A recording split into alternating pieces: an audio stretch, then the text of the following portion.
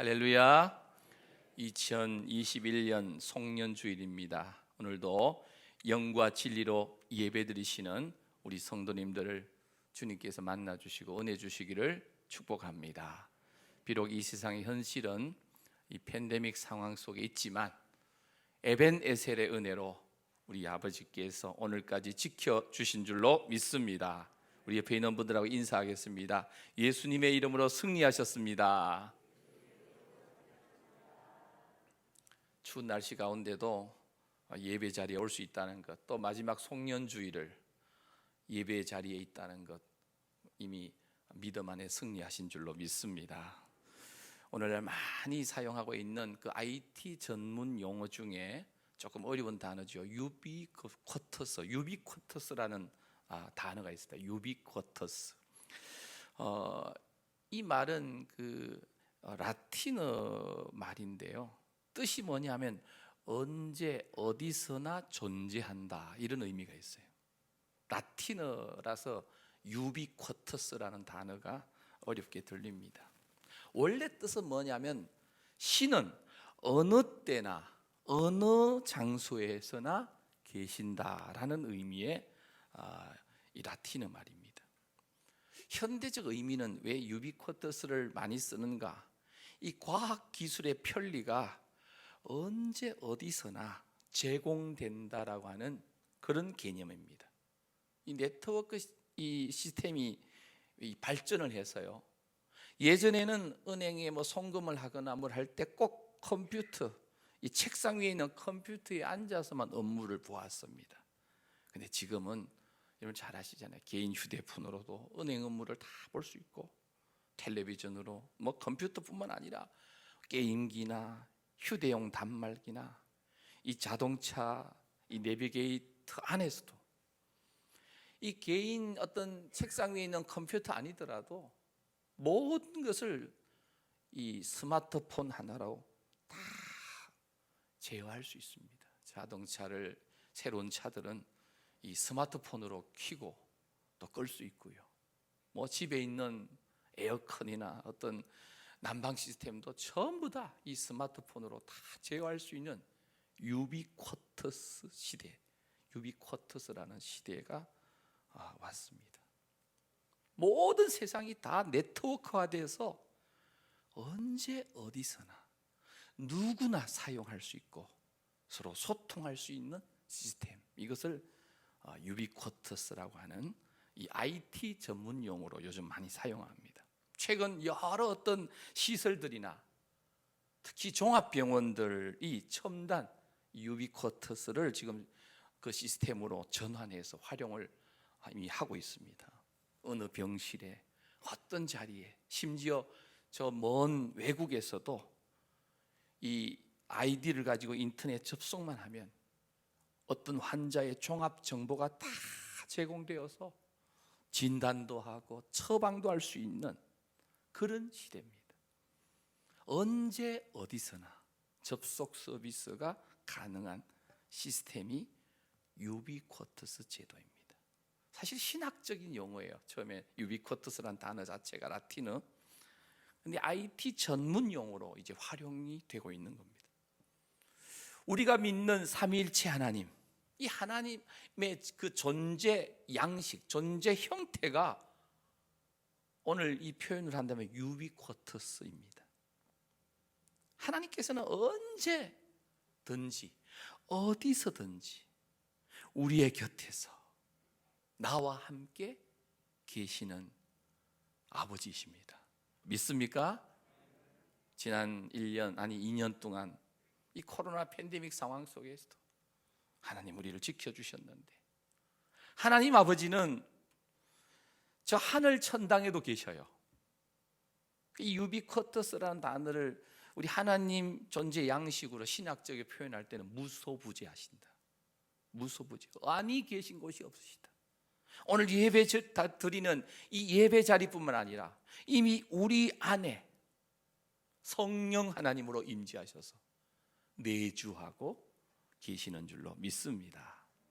그래서 살다가 힘들고 어려운 일 있으면 우리가 하나님 아버지라고 부르거나 아니면 주님 하고 부를 때 주님은 언제든지 내가 여기 있다, 내가 여기 있다라고 대답하시는 거예요.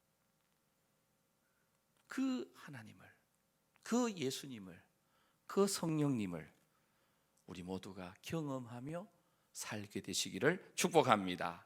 오늘 이 말씀을 통해서 예수님께서 새롭게 소개해 주시는 보혜사 성령 하나님이십니다.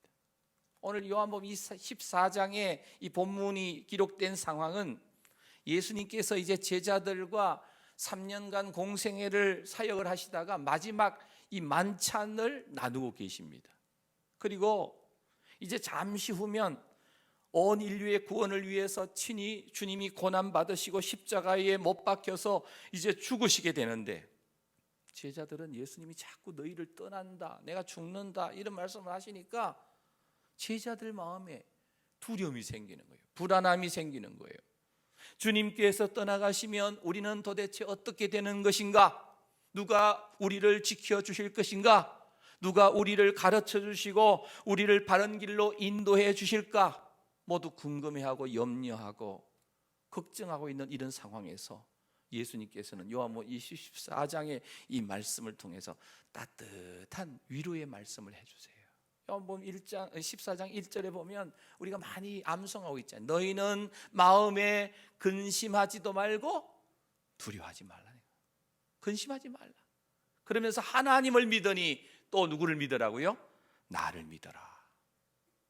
오늘 이 본문 말씀 16절 말씀에 우리 주님이 이렇게 말씀하세요. 다 같이 읽겠습니다. 시작. 내가 아버지께 구하겠으니 그가 또 다른 보혜사를 너희에게 주사 영원토록 너희와 함께 있게 하리니. 아멘. 내가 아버지께 구하겠는데 그가 또 다른 보혜사를 너희에게 보내주시겠다는 거예요. 그리고 그 보혜사는 영원토록 너희와 함께 있게 하겠다. 여기서 보혜사라는 단어, 이 보혜사라는 단어의 헬라어 이 표기를 하면 파라클레토스라는 그런 단어인데요, 우리 한국말로 번역을 하면 돕는 자, 위로하는 자, 중보자, 상담자, 뭐 이 뜻이 다양합니다. 다양해요. 내가 가면, 내가 하나님 아버지께 구해서 나와 동등한 또 다른 보혜사를 너희에게 보내주는데, 나는 이렇게 너희들과 33년 정확하게 공생애로 보면 3년간 있다가 너희를 떠나는데, 그 다른 보혜사는 너희에게 와서 영원토록 너희와 함께 있겠다는 거예요. 똑같은, 나와 똑같은 본질의 위로자, 파트너, 그를 하나님 아버지가 보내주실 것이라. 그동안도 우리 주님이 어디를 가든지 제자들과 함께 동행해 주셨는데 앞으로도 여전히 함께 하시는 보혜사 성령님을 지금 이 말씀을 통해서 제자들에게 소개하고 계시는 거예요. 한마디로 도우시는 성령님이십니다. 성령님은 우리 곁에서 늘, 아니 우리 속에서 우리를 늘 도와주시는 우리 주님의 영, 하나님의 영이신 줄로 믿습니다. 그래서 예수님은 도우시는 성령님이 우리와 함께 하시는데 영원히 함께 하실 것이라고 오늘 16절에서 말씀하세요. 결코 떠나지 않고 우리 안에 계시고 내 곁에 계시는 분, 우리 안에 계속 머무르시면서 우리와 동행하시는 분, 도우시는 성령님이세요. 시편 121편에 보면 다윗이 이런 고백을 하죠. 내가 산을 향하여 눈을 들리라. 나의 도움이 어디서 올까? 나의 도움은 천지를 지으신 누구에게서? 여호와에게서로다. 다윗 왕은 자신을 도울 수 있는 분이 사람으로부터 오는 게 아니라 자신의 도움이 바로 천지 만물을 창조하신 창조주 하나님으로부터 온다는 것을 알았다는 거예요. 그런데 더 놀라운 것은 오늘 우리에게 더 놀라운 것은 이렇게 도우시는 분이 하늘에 계신 게 아니라 이미 우리 안에 오셔서 거주하고 계신다는 사실. 할렐루야. 아주 놀라운 이야기입니다. 우리 안에 계시는, 언제나 나와 함께 하시며 나를 도우시는 하나님, 그분이 바로 성령 하나님이세요. 그분은 우리와 함께 하시기 위해서 우리 안에 임재하셨다는 거예요. 내주하셨다는 거예요. 도우시는 성령님께서 지금 우리 안에 이미 내주하고 계신다는 이 사실은요, 정말 놀라운 일입니다. 하나님이 하늘에 계셔야죠. 하나님이 성전 안에, 예루살렘 성전 안에 계셔야죠. 하나님께서 하늘에서 내려오시고 성전 안에서 나오셔가지고 아예 너희들 안에 있겠다 라고 말씀하시는 거예요. 아주 놀라운 이야기죠. 그래서 성령 하나님은 우리를 돕는 자로, 위로자로 우리 안에 거주하신다는 거예요. 한 절 한 절 오늘 제가 성경을 본문을 많이 읽지는 않고요, 요한복음 오늘 우리가 함께 교독했던 요한복음 14장 15절부터 21절 말씀에 보면 도우시는 성령님, 그 성령 하나님께서 파라클레토스, 이 보혜사로, 파라클레토스는 또 이런 의미가 있어요. 옆에서 가까이 계시면서 도와주시는 분.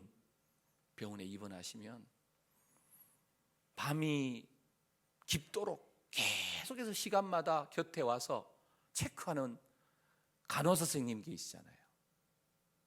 성령님은 가셨다가 오시고 가셨다가 오시고 이런 분이 아니라 아예 죽치고 앉아 계시는 거예요. 나에게서 시선을 1분 1초도 떼지 않으시고 여러분들과 함께 동거하시고 동행하여 주시는 줄로 믿습니다. 어린아이 이제 갓 태어나서 이제 좀 자라가지고 막 첫걸음을 하려고 하는 그 어린아이를, 자녀를, 아들을, 딸을 그 걷는 모습, 걸음마를 도와주기 위해서 옆에서 이 손을 내밀고 있는 엄마나 아빠의 모습, 그 보호자의 모습이 바로 파라클레토스, 보혜사 성령님이세요. 도우시는 성령님이. 그래서 성령님은 무엇보다 오늘 저와 여러분들의 연약함을 아시고 도우시는 분이세요. 로마서 8장 26절 말씀입니다. 우리 함께 읽겠습니다. 시작. 이와 같이 성령도 우리의 연약함을 도우시나니 우리는 마땅히 기도할 바를 알지 못하나 오직 성령이 말할 수 없는 탄식으로 우리를 위하여 친히 간구하시느니라. 아멘. 하나님께서는 우리를 능력으로 도와주시겠다라고 약속하세요. 우리의 연약함을 이미 아시고 도와주시는데, 때로는 우리가 기도할 바를 알지 못할 때도 오직 성령님은 말할 수 없는 탄식으로 우리를 위해서 친히 간구하시면서 애타하시면서 우리와 함께 하시는 줄로 믿습니다.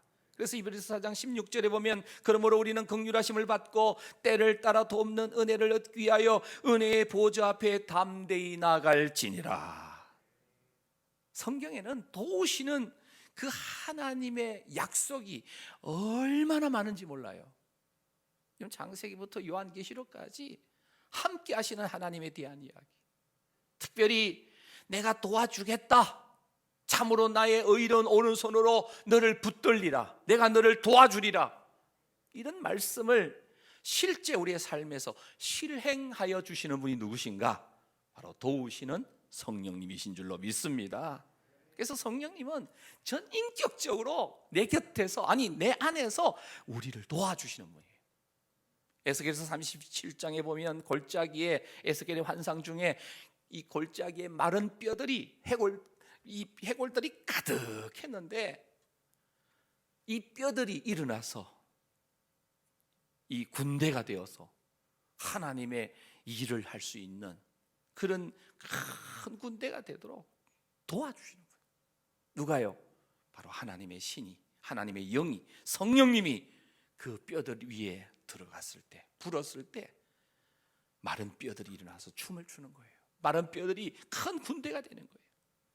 연약하고 부족하기만 하고 아무 소용이 없이 보잘것없는 우리들이지만 하나님의 영이, 성령님이 나와 함께 하실 때 반드시 우리는 다시금 새 힘을 얻고 일어서게 되는 줄로 믿습니다. 우리가 길을 가다가 때로는 돌부리에 걸려서 넘어지려고 할 때 성령님은 우리 안에서 나를 다시 붙잡아서 일으켜 주시는 분이에요. 영적으로 말이에요. 성령님은, 도우시는 성령님은 불가능이 가능하도록 역사하시는 줄로 믿습니다. 인생 살다 보면 사람의 힘으로 할 수 없는 일이 얼마나 많습니까? 그러나 성령 하나님은 창조의 능력으로 우리에게 기적을 베푸시는 줄로 믿습니다. 스가랴 4장 6절 말씀입니다. 만군의 여호와께서 말씀하시되 이는 힘으로 되지 아니하며 능력으로 되지 아니하고 오직 뭐로 된다고요? 나의 영, 하나님의 영, 예수 그리스도의 영, 성령으로 되는 줄로 믿습니다. 그래서 성령님은 우리로 하여금, 연약한 우리 인생으로 하여금 우리의 능력 이상의 삶을 살도록 도우시는 하나님, 그 하나님의 은혜로 우리는 2021년도도 힘들었지만 여기까지 살아온 줄로 믿습니다. 그리고 현실적으로 사랑하는 성도 여러분, 어떠한 이 한계 상황 속에 빠져 있지 않습니까? 어떤 절망감 속에 있지 않습니까? 어떤 신학자가 그랬어요. 성령님을 이렇게 소개합니다. 성령님은 절망적인 자의 영원한 도움이 되시는 분이시다. 여러분들, 한계 상황, 어떤 절망 상황에 빠져 있다 할지라도 도우시는 성령님이 우리의 삶의 현장을 도우시기 위해서 지금 스탠바이 하고 계세요. 그래서 우리는 요청하면 돼요. 성령님, 저 좀 도와주세요. 성령님, 나에게 역사하여 주세요. 기도하시기를 축복합니다. 오늘 17절 말씀입니다. 우리 함께 읽겠습니다. 17절 시작. 그는 진리의 영이라 세상은 능히 그를 받지 못하나니 이는 그를 보지도 못하고 알지도 못함이라. 그러나 너희는 그를 아나니 그는 너희와 함께 거하심이요 또 너희 속에 계시겠음이라. 아멘. 여기 보면 그는 진리의 영이라 세상은 능히 그를 받지 못하나니 이는 그를 보지도 못하고 알지도 못함이래. 세상은요, 성령님 이야기하면 예수 믿는 사람들 이상한 소리 한다고. 이 성령님은, 세상 사람은 보지도 알지도, 그 다음에 진리의 영이신 그 성령님을 전혀 느낄 수가 없어요. 그러나 너희는 안다는 거예요. 누굴요? 도우시는 성령님을. 이유가 뭐냐? 성령님은 너희와 함께 거하심이요 또 너희 속에 계시기 때문이라는 거예요. 여러분, 예수님의 제자들이요, 성령님이 오시기 전까지는요, 예수님만 부재하면, 예수님만 그 자리에 안 계시면 늘 사고 쳤어요. 베드로도 그랬고요. 예수님이 오병이어의 기적을 일으키신 뒤에 제자들이 먼저 갈릴리 호수를 배를 타고 지나가는데, 건너가는데 예수님은 그 배에 안 계셨거든요. 큰 풍랑이 일어났습니다. 조금 전까지 예수님의 기적을 일으킨 것을 보면서 지금까지 나름대로는 우리가 믿음 있는 줄 알았는데 예수님이 안 계시니까 그냥 풍랑이니까 예수님 찾을 생각은 안 하고 성령님 도와주세요라고 기도할 생각은 안 하고 죽겠다가 어우성입니다. 그때 저만 취해서 예수님이 물 위로 걸어오시는 거예요. 예수님을 보고 감히 뭐라 그래요? 유령인가 그래. 우리 표현은 귀신인가 그래. 성령님이 역사하지 않으면요, 도우시는 성령님을 알아차리지 못해요. 예수님만 자리 비우면 그냥 제자들은 넘어지는 거예요. 제자들은 지탱할 힘이 없었습니다. 그러나 위로자이시고 진리의 영의 임재가 제자들과 함께 할 때 그들은 놀라운 역사를 이루는 자들로 살아갈 수 있었습니다. 자, 20절 21절 말씀 우리 읽겠습니다. 본문 20절 21절입니다. 시작. 그날에는 내가 아버지 안에 너희가 내 안에 내가 너희 안에 있는 것을 너희가 알리라. 나의 계명을 지키는 자라야 나를 사랑하는 자니 나를 사랑하는 자는 내 아버지께 사랑을 받을 것이요 나도 그를 사랑하여 그에게 나를 나타내리라. 아멘. 이 말씀을 보면 그날에는 내가 아버지 안에, 우리 주님이 아버지 안에 계신다. 또 너희가 내 안에, 제자들이 주님 안에, 또 내가 너희 안에 있는 것을 너희가 안다. 이게 도대체 무슨 말씀이에요? 성령이 계시면 이게 되는 거예요. 성령이. 그래서 이 도우시는 성령님이 우리 안에 오기 전까지는 이런 이야기가 도대체 무슨 일인지 이론적으로는 뭐 알듯 하면서도 실제 느끼지 못하는 거예요. 저는 오늘 예배 자리에 계시는 모든 분들이 이제 하나님의 말씀을 읽고 듣고 묵상하는 가운데 도우시는 성령님을 늘 의식하며 사시기를 축복합니다. 이 성령 하나님, 도우시는 성령 하나님은 사탄의 공격으로부터 제자들을 보호하고 철저하게 격려하시고 도와주시는 분이에요. 이전에는 경험하지 못했던 그러한 놀라운 그 하나님의 그 역사하심을 경험할 수 있다는 거예요. 하나님 아버지와의 친밀함을 도우시는 성령님이 우리 안에 오실 때에 느끼는 거예요. 왜요? 바로 성령님은 하나님 아버지의 영이시자 예수 그리스도의 영이시기 때문에, 그래서 성부, 성자, 성령 하나님은 삼위 세 인격으로 계시는데 또 한 분이세요. 이게 하나님의 신비입니다. 이거는 사람의 머리로 이해할 수 있는 게 아니에요. 그래서 오늘 예수님이 그런 말씀하시는 거예요. 내가 아버지 안에, 너희가 내 안에, 내가 너희 안에. 이 표현을 여러분 어떻게 이해합니까? 성령님이 계시면 된다는 거예요. 하나님의 영이신 성령님이 내 안에 오시고, 그러면 예수님이 내 안에 계시는 거예요. 예수 그리스도의 영이 내 안에 계시고, 하나님의 영이 내 안에 계시고, 도우시는 성령님이 내 안에 계시면 성부, 성자, 성령님이 내 심령 안에 임재하여 계시는 줄로 믿습니다. 이걸 깨닫는 것은요, 그냥 깨달을 수 있는 게 아니에요. 도우시는 성령님이 우리 가운데 오시고, 그 다음에 오늘 이 표현 속에 그대로 있죠. 나의 계명을 지키는 자라야 나를 사랑하는 자니, 나를 사랑하는 자는 내 아버지께 사랑을 받을 것이요. 사랑입니다. 사랑. 여러분들 하나님 사랑해야 돼요. 하나님을 사랑하는데 어떻게 사랑하느냐, 우리 여기 있는 성경 구절 한번 보실까요? 테라스 밑에 있는 분들은 잘 안 보일 수 있는데 우리 같이 한번 읽겠습니다. 신명기 6장 5절인데요 함께 읽겠습니다. 시작. 너는 마음을 다하고 뜻을 다하고 힘을 다하여 내 하나님 여호와를 사랑하라. 예? 하나님 사랑하면 이게 알게 돼요. 그래서 우리 주님은 배반했던 베드로에게, 수제자 베드로에게 3번씩이나 물어요. 뭐라고 물어요? 저기 보실까요? 네가 나를 사랑하느냐. 오늘 우리 주님이 이 송년주일날 우리에게 물으시는 거예요. 너 진짜 나 사랑하니? 마음과 뜻과 힘을 다해서 진짜 하나님 아버지를 사랑하고 나를 진짜 사랑하니? 사랑하면 지금 제가 드리는 이 도우시는 성령님의 임재, 내주하심, 동행하심, 동력하심을 경험하게 될 줄로 믿습니다. 이 말이 무슨 뜻인지 알게 돼요. 그냥 교회만 왔다 갔다 하는 종교인으로는 이걸 못 느껴요. 동행하시는 성령님을 우리가 체험할 수가 없어요.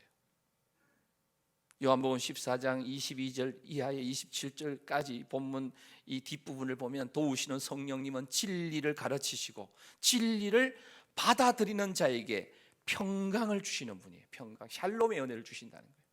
22절 말씀에 보면 가룟인이 아닌 유다, 예수님이 12제자 중에 이 유다가 2명이 있었는데, 하나는 예수님을 은산심약에 팔아버린 가룟 유다가 있고, 가룟인이 아닌 유다가 있는데 예수님께 물어요. 어찌하여 자기를 믿는 자에게는 나타내시고 세상에는 아니 나타내시려고 하십니까? 여기에 대한 예수님의 대답입니다. 그래서 그 대답의 말씀이 23절 말씀이 있어요. 사람이 나를 사랑하면 내 말을 지키리니 하면서 성령 하나님이 내주하시면 예수님의 말씀을 지키는 자, 그 사람은 이걸 안다는 거예요. 사랑하지 않는 자는 하나님 아버지의 말씀에 불순종해요. 여러분 자녀가요, 부모님 진짜 사랑하면 부모님이 하시는 말씀을 순종하게 돼 있어요. 사랑한다면서 맨날 부모님이 시키는 말을 반대로 움직이면, 물론 사랑한다는 말이 일부는 맞지만 진짜 사랑하는 건 아니에요. 성령님께서 예수님이 가르쳐 주신 그 진리의 말씀들 3년 동안 많은 말씀을 가르치시고 전파하시고 또 신유 사역을 하셨는데, 이제 성령님께서 그 사역들을 다 기억나게 하시는 거예요. 예수님이 첫 번째 일으키신 이적이 뭐예요? 요한복음 2장에 나오는 가나 혼인잔치집에 물이 변하여 포도주가 되는 사건을 제자들은 똑똑히 보았어요. 그런 사건들이 도우시는 성령님이 나와 함께 하실 때에 그 사건이 생각나고, 생각나는 것으로 끝나는 게 아니라 실제 삶에서 그런 은혜들을 경험하게 된다. 사도 베드로와 요한이 성전 미문에 앉아있던 안전뱅이도 그렇게 해서 일으키는 거예요. 내가 예수의 이름으로 명하노니 일어나서 걸어라. 할렐루야. 도우시는 성령님이 진리를 가르쳐 주시고, 진리가 생각나게 하시고, 진리를 받아들이며 그 성령님과 동행하면서 삶을 살 때에 세상이 알지 못하는 샬롬, 평강의 은혜를 허락하여 주시는 줄로 믿습니다. 그래서 27절에 보면 평안을 너희에게 주노니 곧 나의 평안을 너희에게 주노라. 내가 너희에게 주는 것은 세상이 주는 것 같지 않다라는 거예요. 세상이 주는 평안이 아닙니다. 주님이 주시는 평안이에요. 이 평안이 도우시는 성령님과 동행하시는 모든 성도님들에게 가득하게 되시기를 축복합니다. 그리고 15장 26절 27절에 보면 성령님께서 예수님을 증거하게 하세요. 성령님이 오시면 진짜 나타나는 그 단어가 뭐냐면, 성령님은 절대로 사람들의 주의를 성령님에게 집중하게 안 만드세요. 성령님은, 도우시는 성령님은 역사하셔서 누구에게 집중하도록 하냐면 하나님 아버지에게 집중하게 하고, 성령 하나님은, 도우시는 성령 하나님은 예수 그리스도에게 집중시키는 거예요. 이유가 뭘까요? 성령 하나님은 예수님께서 누구이시며 이 땅에 오셔서 무엇을 하셨고, 또 오늘 나의 실제 삶 속에서 그것이 무엇을 의미하는지에 대해서 성령 하나님은 깨닫게 해주시고 그렇게 이끌어 가신다는 거예요. 성령님이 우리 안에 계신다면 우리는 자연스럽게 예수님에 관해서 더 많이 묵상하게 된다는 거예요. 요한복음 15장 26절 말씀입니다. 우리 화면에 나오니까 같이 읽겠습니다. 시작. 내가 아버지께로부터 너희에게 보낼 보혜사 곧 아버지께로부터 나오시는 진리의 성령이 오실 때에 그가 성령님이 나를, 예수님을 증언하게 된다는 거예요. 그래서 성령 충만은 다른 말로 말씀 충만이기도 하고요, 예수 충만인 줄로 믿습니다. 그래서 초대교회에서는 성령님을 믿는 자 가운데서, 도우시는 성령님을 경험한 자들 가운데서 예수 그리스도의 이름으로 다양한 표적과 기사가 나타나는 거예요.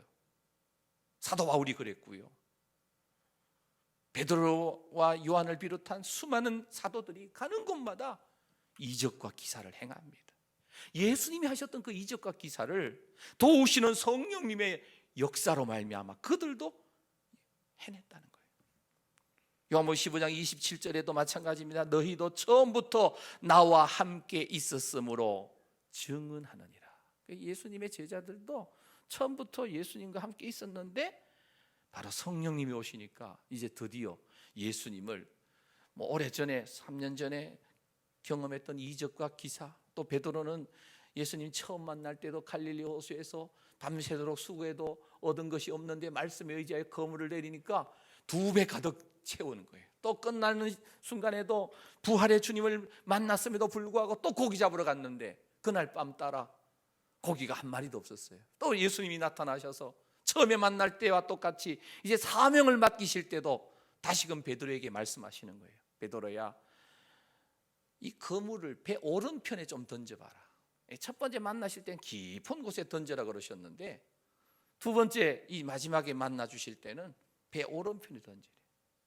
예수님 말씀에 베드로가 순종했을 때에 한 번만에 그물에 밤새도록 한 마리도 못 잡았던 베드로가 153마리를 잡았어요. 153마리. 이 153의 숫자는 학자들이 다양한 이야기를 합니다만은 어찌됐든 이 베드로가 하나님 앞에 드려지는 이 헌신의 그 제물을 이야기한다는 그런 의미로 유대 학자가, 그 기독교 학자가, 유대인 기독교 학자가 해석하는 말을 들어보았습니다. 153이라는 말은 제단의 규격이라는 거죠.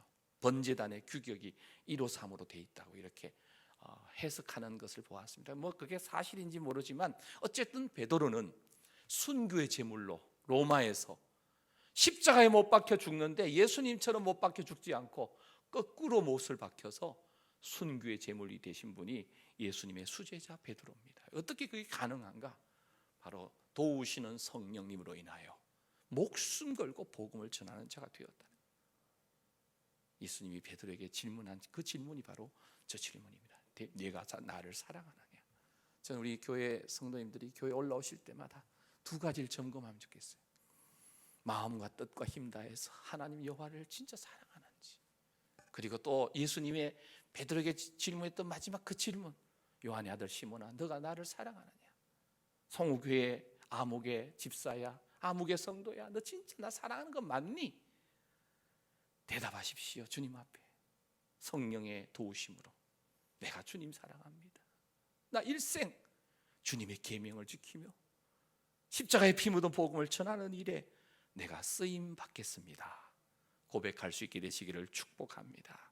성령님은, 도우시는 성령님은 예수 그리스도에게 우리를 주목하게 하시는 거예요. 우리의 시선이 성령님께 고정되는 게 아니고 십자가로 예수님에게 고정시키는 거예요. 예수님이 전하신 진리의 말씀, 내가 곧 길이요 진리요 생명이다 말씀. 도우시는 성령님을 믿는다면 주님과 동행하는 그런 실제적인 신앙의 경험을 하게 됩니다. 부지런히 말씀을 읽고 듣고 묵상하고, 또 기회가 되면 제자훈련에 동참하시고, 지금 우리 제자훈련 하시는 분들이 한 30분 정도, 30분 조금 안 됩니다. 중간에 또 일들이 생겨서 빠진 분이 계시는데 한 25명, 20명, 25명 정도 지금 훈련을 받고 있는데요. 말씀을 배우면서 너무너무 좋다는 거죠. 물론 좋지 않은 분들도 혹시 계실지 모르겠는데 저한테 고백한 분들은 도우시는 성령님께서 사모하면서 말씀 배울 때에 역사하시는 거예요. 아, 내가 인생을 이렇게 살면 안 되는구나.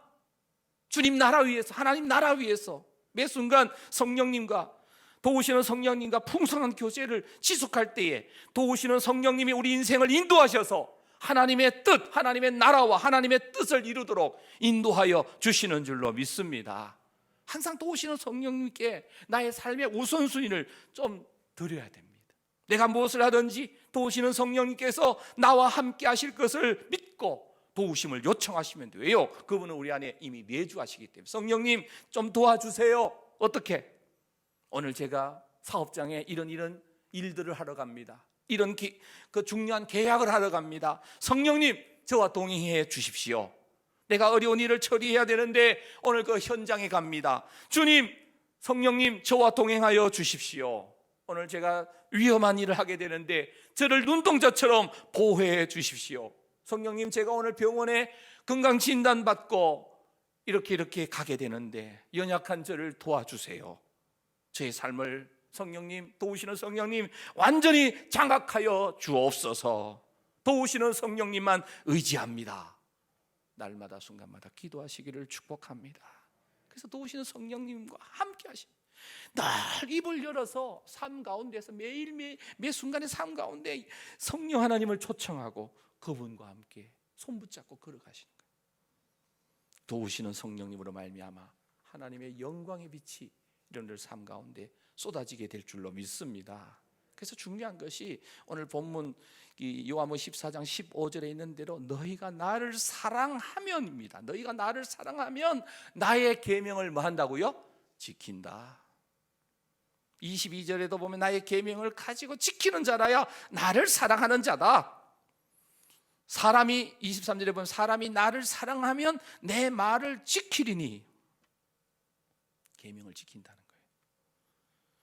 유대 율법주의자들, 바리새인, 서기관, 바리새인들, 그 서기관들은요 계속해서 어떤 우리 표현을 하면 주일 성수, 안식일 성수, 그리고 자신들은 금식을 하고 11조 안 빠지고 드리고 이걸 가지고 자랑하면서 교만했습니다.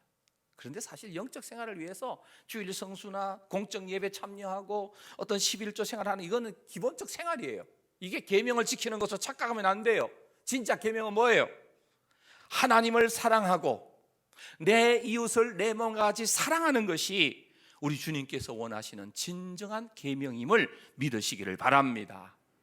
우리가요 예수 믿는다면서요 주일 성수하고 공적 예배 참여하고 어떤 헌금 생활하는 것으로 내가 계명을 지켰다 생각하면 그것은 이 신앙을 착각한 거예요. 진짜 계명은요, 하나님 사랑, 이웃 사랑이에요. 연말연시에 힘든 분들을 위해서 이웃 사랑의 이 모습이 삶을 통해 나타나야 돼요. 하나님 사랑은 이웃 사랑을 통해서 나타나게 돼 있어요. 만약에 내가 주님 믿는다면서 1년 12달 한 사람에게도 구제하지 못하고 이웃을 향한 희생과 사랑, 헌신이 없다면 내 신앙생활은 공허한 거예요. 계명을 지키고 서로 사랑하고 서로 발을 씻어주는 생활이 하나님의 형상으로 이 땅에서 가장 행복한 삶을 사는 비결이에요. 근데 이건 어떻게 가능하냐? 주님을 사랑하면 계명을 지키게 되고, 계명을 지키면 바로 도우시는 성령님의 임재를 경험하며 살게 되는 거예요. 사랑하는 성도 여러분, 보내주신 하나님의 성령, 주의 성령님을 받으셨습니까? 그렇다면 예수님을 진실로 믿는 성도는 이미 성령을 다 받은 사람들이에요. 로마서 8장 9절에 있지요, 그 말씀이. 우리 함께 읽겠습니다. 시작. 만일 너희 속에 하나님의 영이 거하시면 너희가 육신에 있지 아니하고 영에 있나니 누구든지 그리스도의 영이 없으면 그리스도의 사람이 아니라. 아멘. 우리는 그 어느 때보다도 내 속사람을 위로하시는, 도우시는 성령님의 은혜를 힘입어서 살아갈 수 있게 되시기를 축복합니다. 마음이 상한 자를 가까이 하시고, 힘들어하고 또 요즘같이 이런 추운 날씨에 따스한 성령님이 다가오셔서 나를 포근하게 감싸주시고,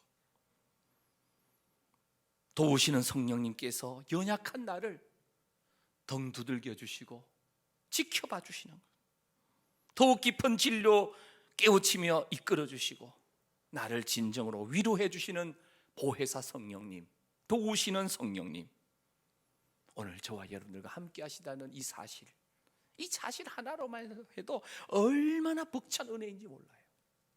성령님은 우리와 영원히 함께 해 주실 줄로 믿습니다.